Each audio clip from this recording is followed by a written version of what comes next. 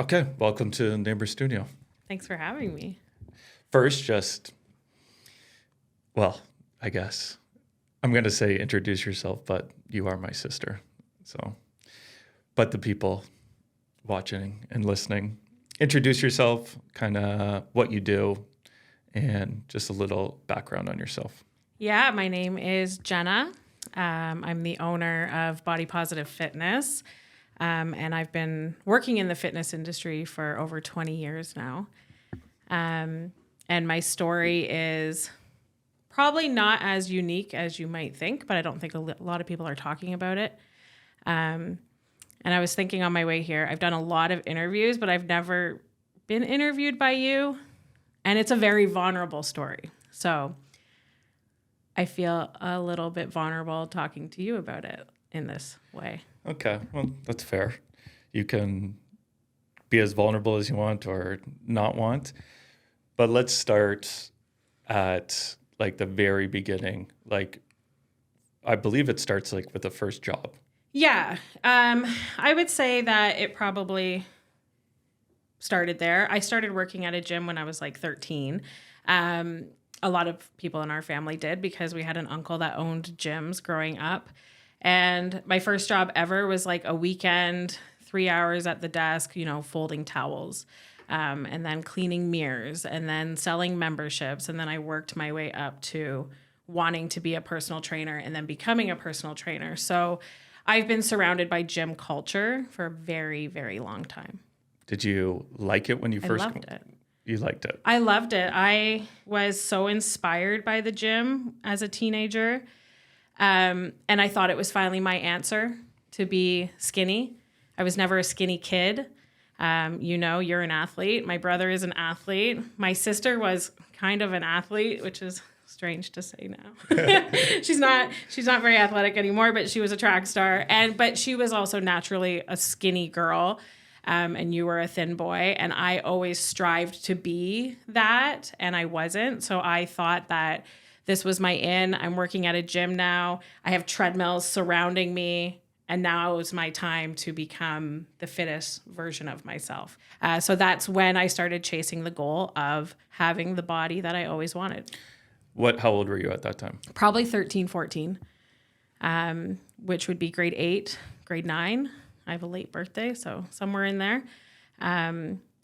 So that would be 4 or 5 years before I was even old enough to be certified as a personal trainer. Okay, so the journey begins now. It's now your opportunity, you feel in your head, to build the body that you strive for, I guess. Yeah. And what's the kind of the first steps of that? Well, the first step was taking all of my uncle's Oxygen magazines and all the fitness content and cutting out bodies and putting them in my binder and using all of his lamination tools to laminate those bodies and just admire and design in my head who I wanted to be.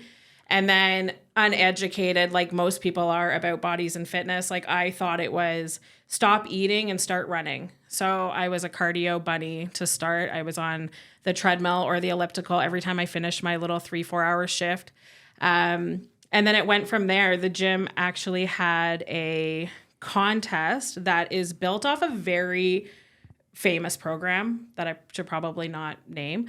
But the gym kind of mimicked this program. It was a 3-month program, and the gym was selling the program to the members, and they all got to join it.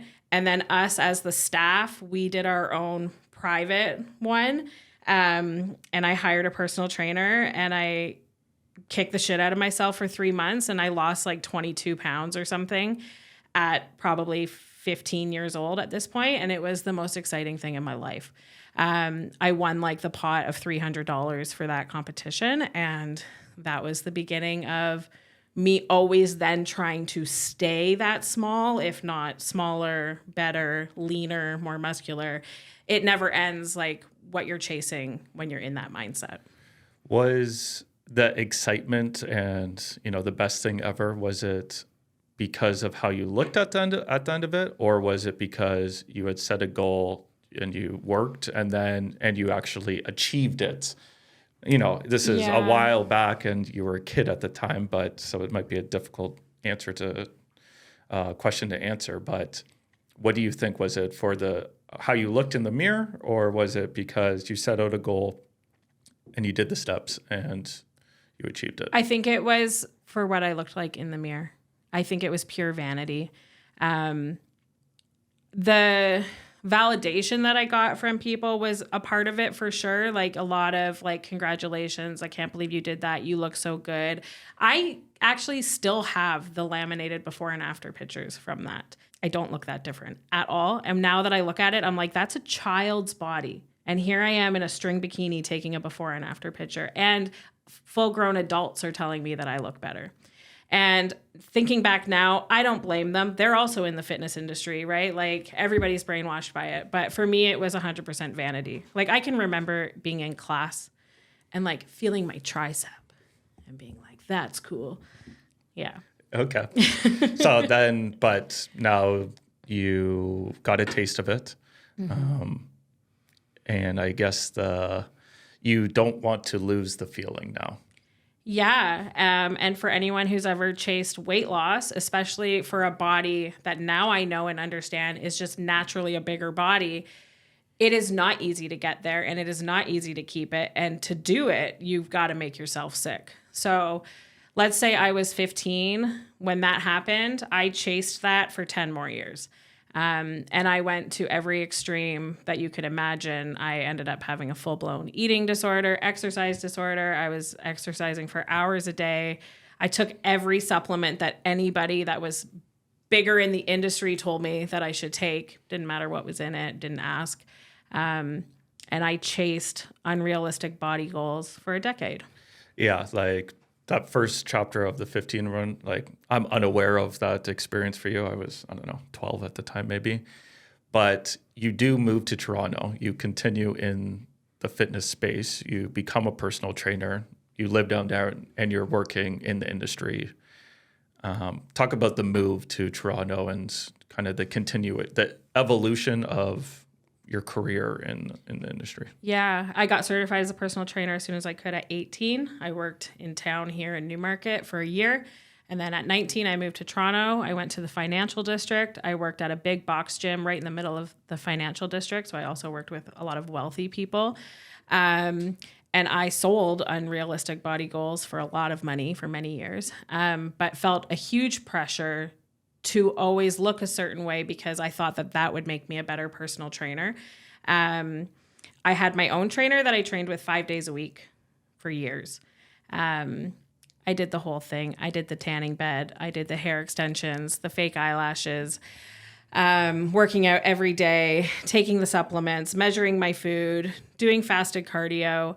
And I was number one in a really big gym. I feel like I could probably name it. It was Extreme Fitness because they don't exist anymore. I was the number one salesperson on their roster of trainers amongst many gyms for a long time because I was so good at what I did. Now, to this day, I can look back and say that the reason I was a number one salesperson was not because I was skinny. It was because I was just a nice, genuine person. And I cared about what I did. I was just really messed up about what it all meant. And obviously you evolved past that, but the one piece that I'm referring to, like when you did that photo shoot, was that like the most extreme one? You were like, I trained so skinny. Yeah. I trained really hard for a photo shoot. It was my goal. I had some idols at the time to be on Oxygen magazine. And I also wanted to be like the youngest person who ever got on the cover of Oxygen magazine. That was one of my goals. That's a fitness magazine for anyone who maybe doesn't know, a really big one.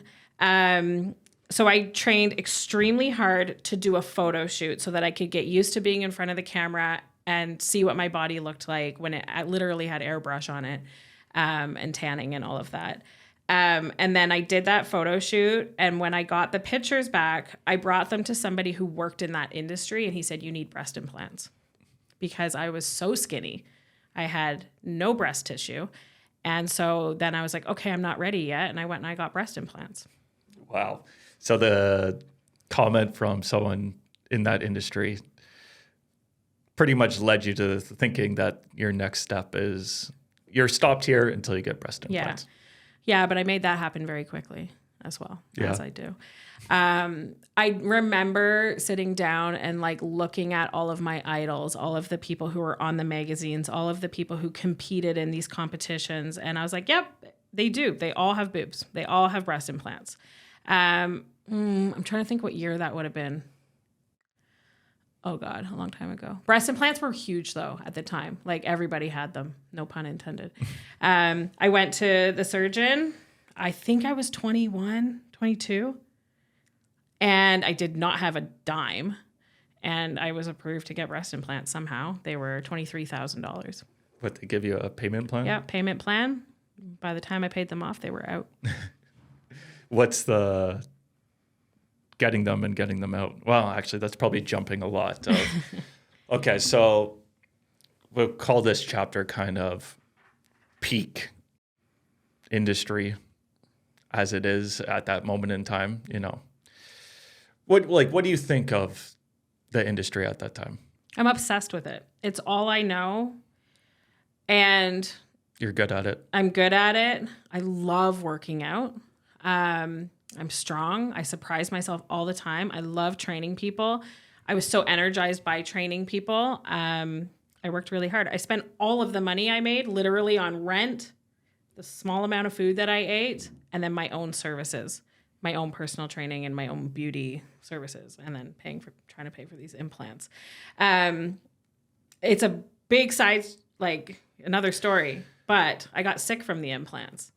So ever since I got them in, I had to heal. So I wasn't really working out, which drove me nuts.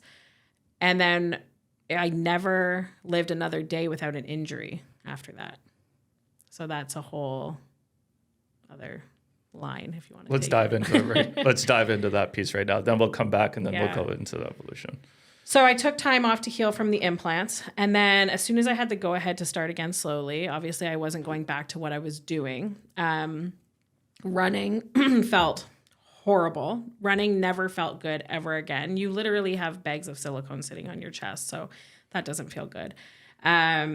Chest pain, neck tightness, back tightness, always had a thrown out back. I could like not deadlift or squat without having to go to the chiropractor, having to do this, that. I was always fighting something within my body.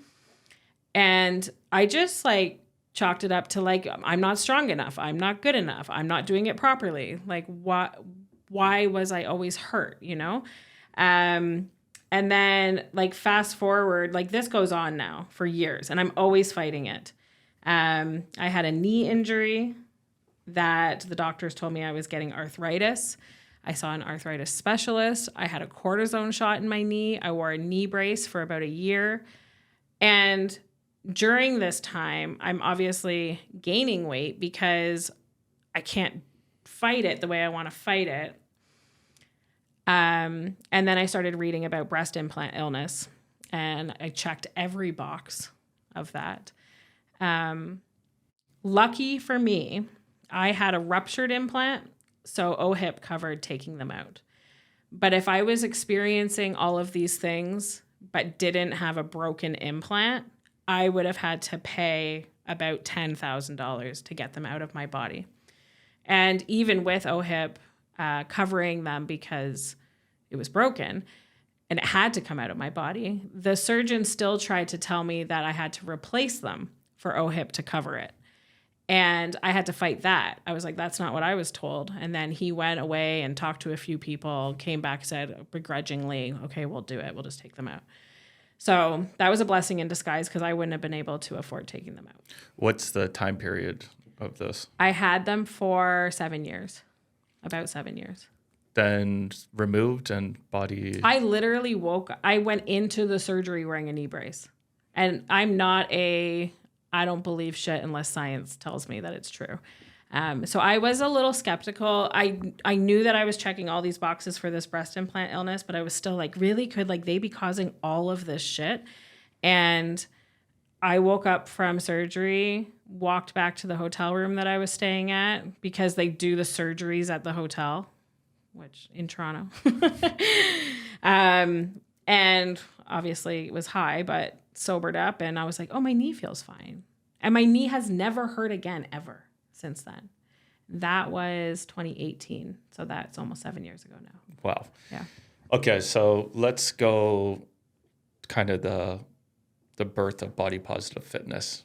When did the seed of an idea start to come? When did you start to think about it? What was the change in your view of it, of the industry that you're in and how you thought about it? Because, you know, it is a pretty drastic change, but I'm sure it wasn't all at once. So kind of walk me through what the steps were, you know, starting from the seed of the idea. It's like my favorite story. So I met my husband in 2015 and fell in love, and he loved me. And when I met him, I was like, still had my breast implants, had the knee injury, had gained some weight, but not as much as I have now. I had black hair and wore makeup and tried really hard to look a certain way. And he immediately made me feel like what it felt like to actually be loved by somebody, and like none of that mattered. And that's not something that I can explain unless you've experienced it yourself. It just didn't matter. So I already had that like huge unspoken support.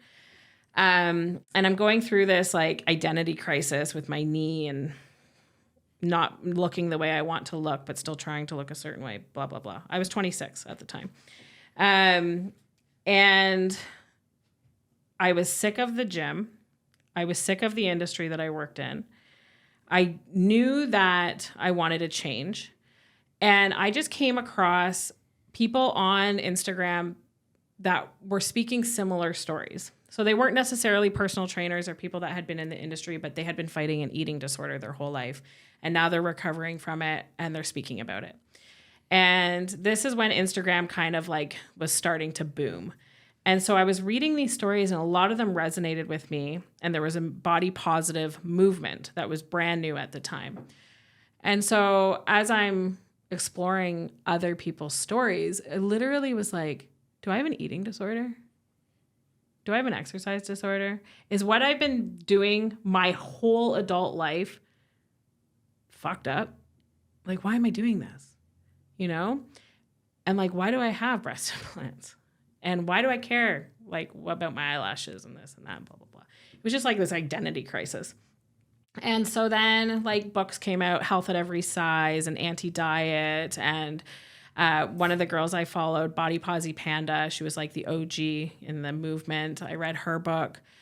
And I literally feel like, if you ever watched a cult documentary, I literally feel like I like came outside of a cult. And now I'm looking at it from the outside and I'm like, this is fucked up. I've been doing this since I was 13. Like, what is going on? And I started to just learn about the body and how it actually works, not learning about the body from an industry that is going to make billions of dollars telling you that you have to change it. And that coinciding with meeting the love of my life and him being an incredible chef and him being also a fat guy, I was like the two worlds just went together. I stopped caring about what other people thought of me because it didn't matter anymore. I started eating incredible food. I stopped dieting. I was learning about how dieting actually harms your body, and like it just goes on and on and on. So I was sick of the place that I was working in at the time, and I thought, I'm going to take fitness outside of the gym. And I'm going to run classes called Body Positive Movement classes, short form BOPO Move, that we still have on our schedule. I messaged you. I said, I could run these at Artscape Young Place. Do you remember that? And I was like, I'm going to run these classes. This is how much it costs for me to rent out the room. I'm going to get 15 people in there. We don't have weights. We don't have bands. We probably didn't even have yoga mats to start. It's just going to be moving our bodies without that toxic fitness culture surrounding us and staring at us and telling us that we need to lose weight and telling us we need this pill and this diet and this potion. So anyway, I advertised it for like a couple months. And then I sold out my first class and my second class and my third class. And I got like 8 classes under my belt, and then I had to get my breast implants out. So that was happening at the same time as well, that I was going through the process with the doctors and the surgeons that this surgery was going to happen. And I had just started the body positive movement classes.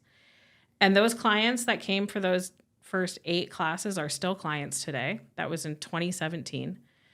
And they waited for me to come back from surgery. I was off, I think like 6 weeks or something. I came home to recover.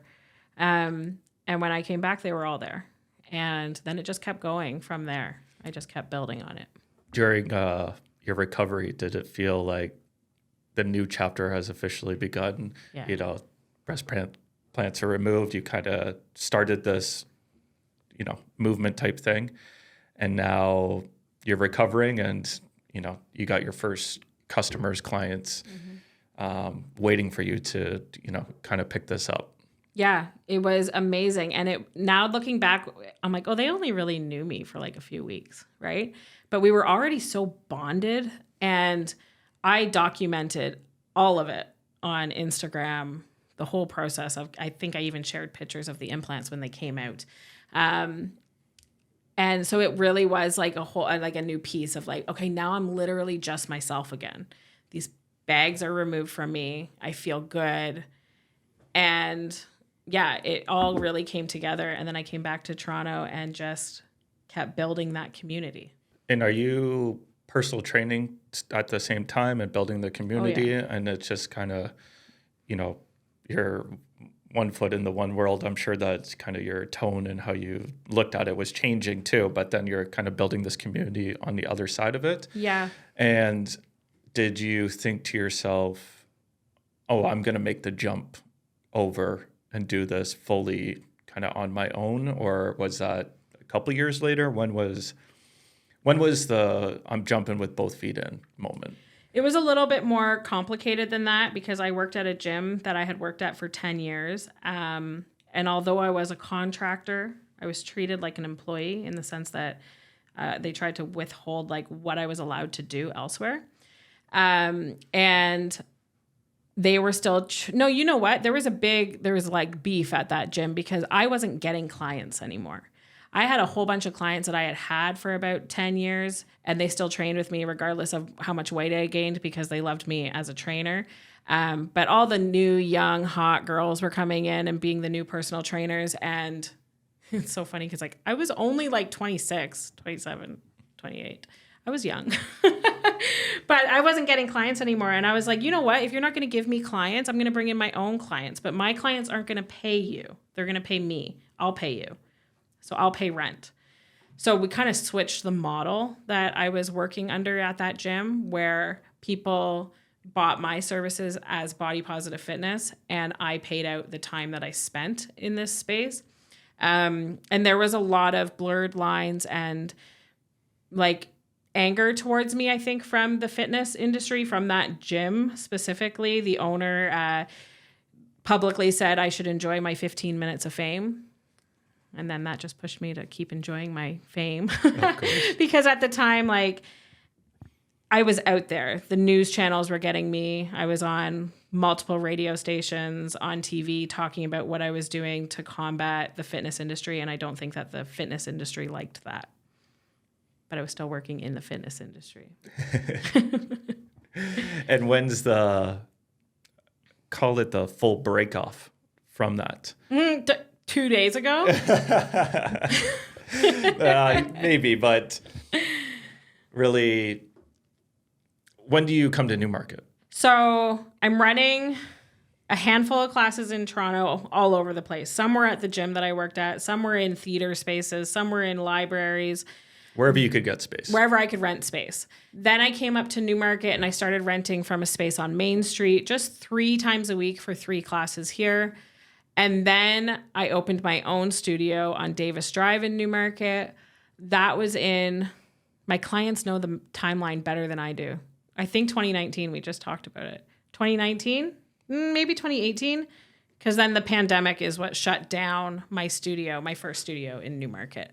At that time, I was still renting from a gym that I had worked at for a long time, but I was running everything fully, completely through my own company, Body Positive Fitness. Yeah, really the gym at that time is just a space rental. to rent. Yeah, right. exactly. Like, so Yeah. I would say that moment you're kind of broken free Like- from it. I know that you're using the space, but Yeah. almost kind of mentally and, business models style too, right? You're now building out your business now at this time. Like that's what the priority is. Yeah. Like I would definitely say that like Body Positive Fitness was built in 2017. And then it totally changed in 2020. Yeah. So 2017, and like all good businesses, you're just kind of brick by brick, going from, call it week to week, month to month, more classes, more spaces, more members coming in, more clients. Then you come into Newmarket. Now you have your own studio too. So now you're running Newmarket Studio and having spaces in Toronto as well too. Business is kind of growing. And then this little pandemic comes by in 2020 and flips everything on its head. Yeah. Flips everything on its head. And it was incredibly scary for the fitness industry because fitness was like one of those main spaces that was like germs. They're not opening. For us, it was a massive blessing in disguise because we went virtual. And before the pandemic, I had like 2 clients who I trained virtually because they just found me on Instagram and they weren't local. And I worked with them in the time that I did have to do that. And then when we went, okay, now all of our classes are online, and actually even more than that because we don't have to rent any spaces, people kind of just flooded in. Like worldwide. We had like our very first Zoom class, I think had like 40 people. One, yes, everybody was at home bored out of their minds. It only took us about 2 weeks, I think, to turn it like into a full thing. But having that virtual studio changed the game because the whole model from the beginning behind Body Positive Fitness was you don't need to be in a gym to do this. And you don't need to be surrounded by gym culture and gym bros and this toxic world to do this. So now it's like, okay, now you really don't even have to leave your house and we're going to work you out. Yeah, it's definitely a blessing in disguise, having to pivot like that. But then you built up this whole other part of your business that kind of wouldn't have been thought of or would have been second thought of it. Now it's kind of priority of it. Yeah. So I guess then you could call it a 2-year run of continuing to build on the online classes, virtual classes. And, from the outside looking in, I feel like the business kind of step changed big time at that. Yeah, no, it did. And I think a big difference was that a lot of fitness centers, gyms, whatever you want to call it, personal trainers, they saw it as a Band-Aid. And they were just waiting to get back in the gym because that's where they wanted to be. And every time we had those little hiccups where gyms opened for like a couple months, those businesses went back to the gym. And we were like, nope, like this is our thing now. Like we weren't even thinking about when we were going to be back in the gym. This is what we were doing. So all of our eggs went into that basket. And it wasn't just the classes, like virtual personal training was a huge one as well. Yeah. And also with that focus kind of going virtually, right? I think a sense of community building starts to grow there of like, when you're building a business, you're building out the brand of this, but what you're doing is building a true community of individuals that believe in this, believe in you, believe in the mission of this too. And I know that you did much more than just call it the movement classes. You added a bunch of classes, like different style of classes too, but then as well, kind of community focus, whether it was a book club or just general like meets virtually too. So speak about that.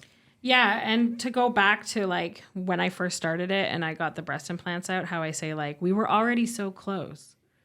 When you are building such authentic connections, which the fitness industry is not authentic, but moving our bodies is like a very raw thing and it can be a very vulnerable space. People really connect when you give them the space to do that. And I think that's why everybody was so connected right at the beginning. They had this like common ground where there was no shame right? And they could just be themselves. And like there are people from that very first class that are still best friends today, and I'm not even a part of their lives at all. And just the friendships that have been created in this space. I use the language community over clients a lot because it really is like, you don't have to be paying me to be a part of this. You don't have to be doing any services with us to be a part of this community. And the community is massive. I would say like you take the community and then maybe 50, 60% are paying for something, but the rest are just there, and that's totally fine. We did book clubs, games nights. We did an open mic night. We've done a lot. We actually started it's called Bopo Social. We started that arm right before the pandemic. We had our first like games night in Toronto at like one of those like snakes and lattes places. And it was like right when people were starting to hear about the pandemic, and then that got closed down right away. So we took it online. And again, people were searching for that connection, especially during the pandemic, but it just really opened my eyes up. Like, I'm a very privileged person. I have a great family. I have friends. I'm physically able. I can go out. I have a car. I can afford to go on transit or take an Uber or go downtown or go on vacation. There are a lot of people who live very isolated lives for many reasons. And this opened up something for them to do and people for them to connect with from all over the world. And just generally, it is a safe space. So people aren't scared to join us for fitness or book club. Love it. And so then, in that period of time, you really get kind of clear on who you are, what you're trying to accomplish with your business, with the community, and all the different ways you can kind of serve the community too. And then another phase happens where you're going to get back into in real life kind of events too, right? Pandemic has ended. And so now what's that phase look like? Coming out of the pandemic, I think you're really clear on who you are and what you're trying to do. Like, what's the thought process through that? Yeah, I'm just going to go back again because this is an important part of the story. And one of my favorite parts that I forgot about. When I first came up with the idea of body positive fitness, I was at work on King Street, downtown Toronto. And I called my boyfriend at the time. And I said, you need to meet me on Queen Street. I need to tell you about an idea that I have. And so if for anyone listening to this, and if you don't know what MEC is, Mountain Equipment Co-op, there's one downtown. There used to be one downtown on King Street. And it's this massive building. It's 2 stories. It's all open. It's beautiful. And that was my vision. I said, this is body positive fitness, but it's multiple services and avenues. There's a coffee shop here. There's a massage room. There's a game center. There's a gym. There's a nutritionist. There's all these different things to do in a like-minded community that is safe, body positive, anti-diet, health at every size mentality. So you could go there to explore. And at the time, my husband and I we were writing down like all of the different types of things that could be within that space. Now, to rent a place as big as MEC downtown Toronto, you better have a lot of money, which I did not have. So when we went virtual, I was like, wow, there's like now this virtual space that we can do this. And we don't need to rent the space for it. So being able to build it out on the web the way that we did was very cool. And now coming back to in-person stuff, I don't even remember what you just asked me, but I opened another studio in Aurora here, and I'm working on opening one in Toronto. And I'm just now bringing on what I'm calling community ambassadors so that they can help me run the in-person events, because I can't go to every games night and coffee shop and this and that. But I want these people to be able to connect with each other without me being a part of it. So all of that is in the works right now. It's one of my favorite things. I call this world building. World building. You're building the world as you see. Yeah. You have a vision for this type of world too, and others get to come in and participate in this world too, yeah. Like-minded individuals too. And I think it's a special thing. Like I even have some goosebumps too. A special thing when you can kind of nail that in for yourself as an individual too, because it's something that you can work on for your whole life. Yeah. Right. Business can ebb and flow. It can grow. You can change it too, and you can. You could also be responsible for that too, but you can continuously world build around that vision of it too. So here we are in 2024. It's been quite the journey to get to this point. I feel like you're in rhythm now. Mm-hmm. What's your, kind of overall thoughts and feelings of where you're at in the world and what you're building? And yeah. I want to mention that if for somebody who's listening to this, if you live a life where you are what we call straight size, which means you can go to any store in the mall and you can buy yourself a pair of pants. And you're not disabled, and you don't struggle with mental health, and you don't struggle with eating disorders or exercise disorders, or you're not an aging individual. If you are living a very privileged life, you might not understand why there is such a great need for spaces like this. Not just fitness. Like I'm talking, go to the coffee shop, meet a friend for coffee. In the world that I'm trying to build, if Body Positive Fitness or BOPO Social is hosting a coffee meetup, that place is wheelchair accessible. There's no stairs. You can get in there if you can't walk. When you get in there, there are chairs that don't have arms on them. So that if you are in a big body, you don't have to worry about squeezing into a chair. There are things like this that people don't think of if they're not experiencing life that way. And there are a lot of people in the world that experience life at a disadvantage. So in building out these spaces where someone doesn't need to think twice about the bowling alley or the games night, and in trying to build these events, it's hard to make things accessible.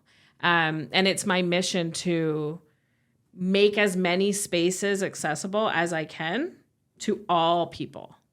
So when people come to my classes, I have a 94-year-old in my class right now who comes in. She had her oxygen tank with her the other day. I bring out the comfiest chair that I have. She sits right in the middle of the class and she does the thing with everybody else. And I cater it so that it works for her.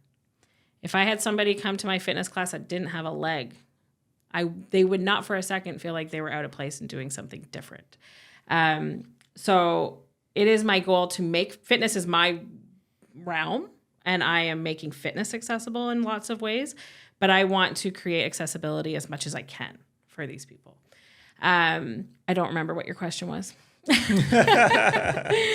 Was it my goal, my long-term goal? No, I was like sitting in 2024 now, like you have this journey that's behind you that has led up to this point too, and just kind of your overall feeling and vision of life and what you're building, the community of it too. Just that was an answer. Yeah. So my goal, fitness related, is to keep opening studios and keep growing the online community and our offerings online as well. I would love to be as big as some of the brand name gyms that you think of, but I wonder if it's possible to keep the same care for our clients and authenticity if it gets that big. But of course, that would be a goal. This past year of life in my business has also been the first year of my daughter's life. And what I've been able to do in this past year makes me really excited for what I could do in the next 5 years, given that I've done it during what is supposed to be a very difficult time in your life. So I'm very excited to just keep working at everything I'm doing, and I have a lot of fun doing it. Yeah, I love it. Okay, wonderful.